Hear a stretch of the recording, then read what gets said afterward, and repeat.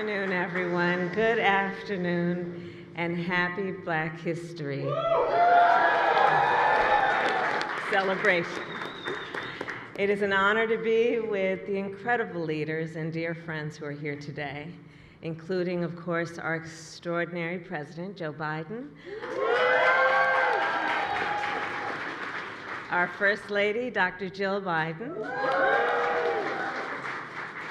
the first, second gentleman of the United States, my husband, Doug Emhoff, and the esteemed members of the Congressional Black Caucus, who, of course, are a conscience not only of the United States Congress, but of our country. So during Black History Month, we come together as a nation to honor and celebrate our history, the history of Black excellence and leadership, culture and creativity, resilience and resistance. During Black History Month, we tell the stories of the heroes of our nation's past and of our present, leaders across our country and here in this room who shape our future. This month and every month, we celebrate Black history as America's history, living, breathing history that we create every day. History that must be taught in full.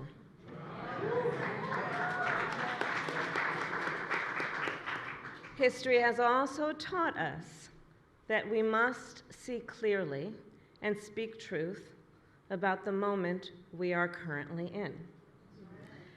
And today that means we must speak truth about the full-on attack we witness in states across our nation on our most fundamental freedoms, including the freedom to learn and acknowledge our nation's true and full history. Across our nation, we have witnessed extremists who try to erase our history. They censor history textbooks and cancel history classes. Tracy Hall, the first Black woman to serve as executive director of the American Library Association, reminded us last year, free people read freely.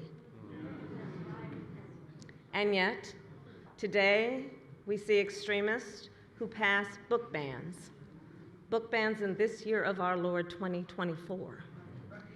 And these extremists not only try to erase the past, but to rewrite it.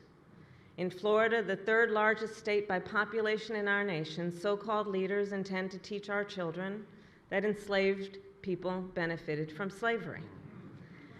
They insult us in an attempt to gaslight us. And as I said in Florida last summer, this is an abject and purposeful and intentional policy to mislead our children and to divide and distract our nation with unnecessary debates.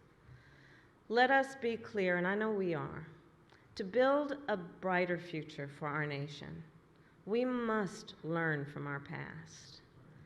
Let us not be seduced into believing that somehow it will be better to forget if we edit out the bad parts.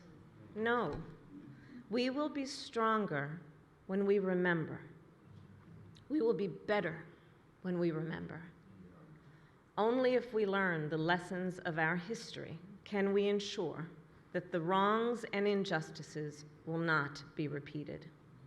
So let history remind us of the strength of the movements for progress and freedom in our nation, that America's most sacred principles have been realized and strengthened when we, the people, fought for them, generation after generation.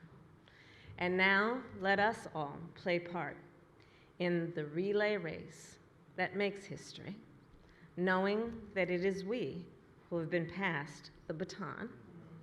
And the challenge for us is how well we run the race when the baton is in our hands.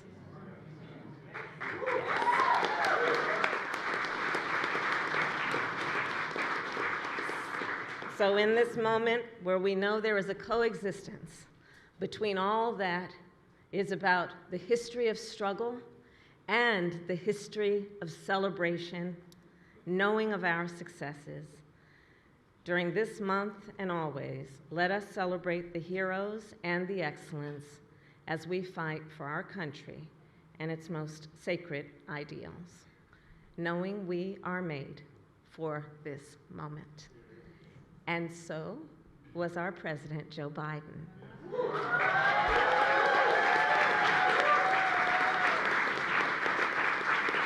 A leader who has the strength, the skill, the courage, and the compassion, not just to fight, but to win.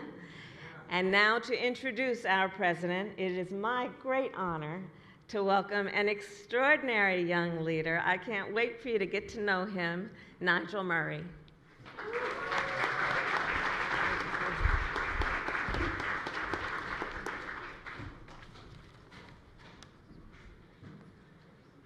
Good evening. My name is Nigel B. Murray, and I'm from Las Vegas, Nevada. I graduated from the University of Nevada, Las Vegas in December.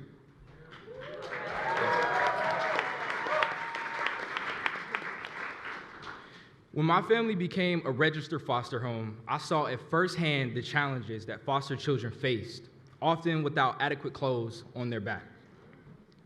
I will never forget my foster brother coming home with his clothes in horrible condition, packed in a black trash bag. For a child who has lost everything, a trash bag for a suitcase makes them feel worthless and disposable. That's why in 2017, I started a nonprofit organization that is called Clothes for Kids that provides brand new clothing and duffel bags for over 5,000 children.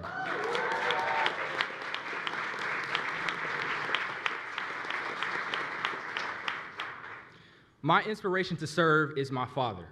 He's my hero, a man of character and integrity. As a retired fire captain, he fearlessly rescued the distressed, often running into buildings when others were running out.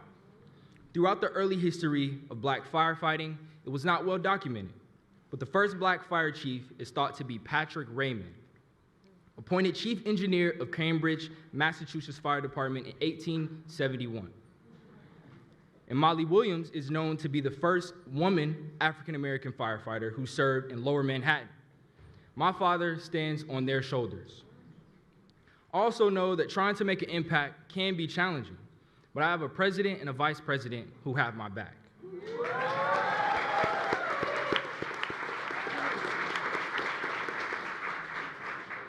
I'm grateful for the historic actions that the president has taken to strengthen foster care. President Biden and Vice President Harris are investing in our young people, in their well-being, in their education, and in their future. They're making sure that all young people, including young people facing hard times, can realize their full potential. That gives me hope. That gives my generation hope. And with that being said, it is now my honor to introduce to you President Joe Biden.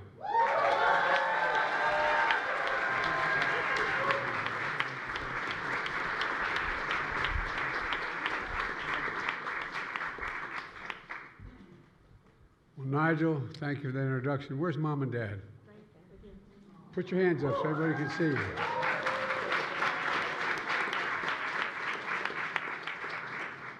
Dad, you know that expression. God made man, then he made a few firefighters. God love you, an incredible family.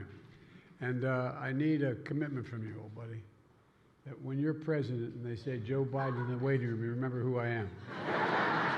All right? I think that's important because I don't want to be forgotten by you. Look, folks, the fact is to all of you on behalf of Jill and me, happy Black History Month from the White House. Let me just say that we're really fortunate to have a real leader, a true friend, and an historic Vice President, Kamala Harris.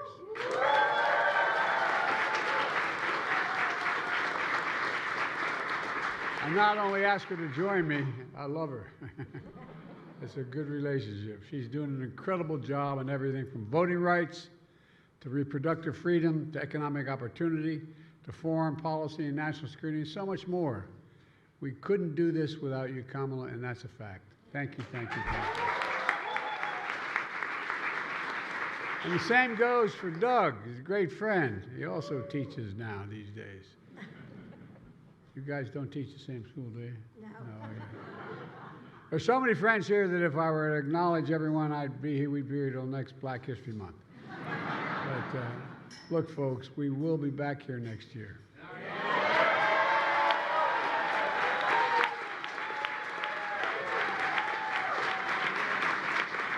This community is the reason why I'm standing here. This community. And a special thanks to members of our cabinet and our military. I promised the administration it would look like America. And I'm proud to have the most diverse administration in all of American history. And a special thanks to the Congressional Black Caucus, who are key partners in the progress we're making. And thanks to all of you elected officials, like Governor Wes Moore. Gov? Yeah. Watch this guy. Watch this guy. He won in spite of my campaigning for him. Civil rights leaders, business leaders, educators, artists, and so much more. I sincerely mean it. I am president and Kamala is vice president because of you. You've had my back, and we've had your back, and we always will. Kamala just talked about the power of Black history that is in American history. Black excellence, culture, resilience, heroes known and unknown who inspired a nation. But as Kamala described, you know, as all of you know, that proud history has always been shadowed by sinister forces, always.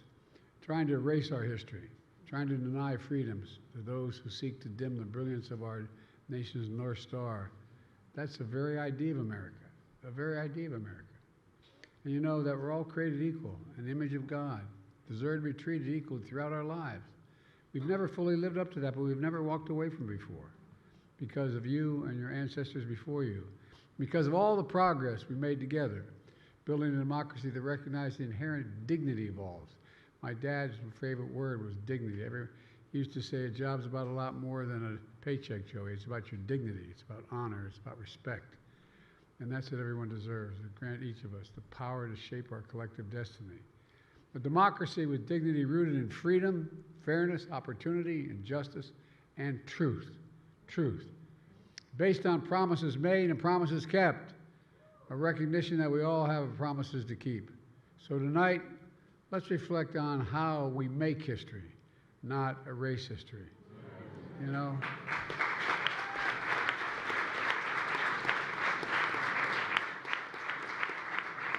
And may we reflect on this wisdom. As you entered the White House, you heard a choir from St. Augustine's Church here in Washington. St. Augustine's Church once said, St. Augustine once said, singing is praying twice. Well, I felt that power over a week ago when I attended Sunday service at St. John's Baptist Church in Columbia, South Carolina. The church is home to our very own former Columbia Mayor, Steve Benjamin. There's Steve over there. The pastor, Reverend Graham, preached a powerful sermon, reminding us no matter how dark the hour, the power is in our hands. It really is, to find light. Then he said, history is in our hands to build a future within our reach. My friends, we face a moment of real choosing. And I mean this sincerely, it's not hyperbole. In this moment, may we choose to be the light and make real the promise of America for all Americans. May we make clear that in America, we still believe in honesty, decency, dignity, respect, where we leave no one behind, where everyone deserves a shot, where we give hate no safe harbor. May we remember what our late friend John Lewis would say. He said, democracy is not a state, it's an act. Democracy is not a state, it's an act. During this Black History Month and each day we feel the grace of God, let's act. Let us act in light and truth and freedom. The power really is in our hands. It's not it's in our hands. Let's remember who in the hell let's remember who we are. We are the United States of America. And there is simply nothing beyond our capacity when we act together and do it together. So God bless you all, and may God protect our troops. Please enjoy. Please enjoy the performance that's about to begin. All right. We're going to walk off here and get our performance.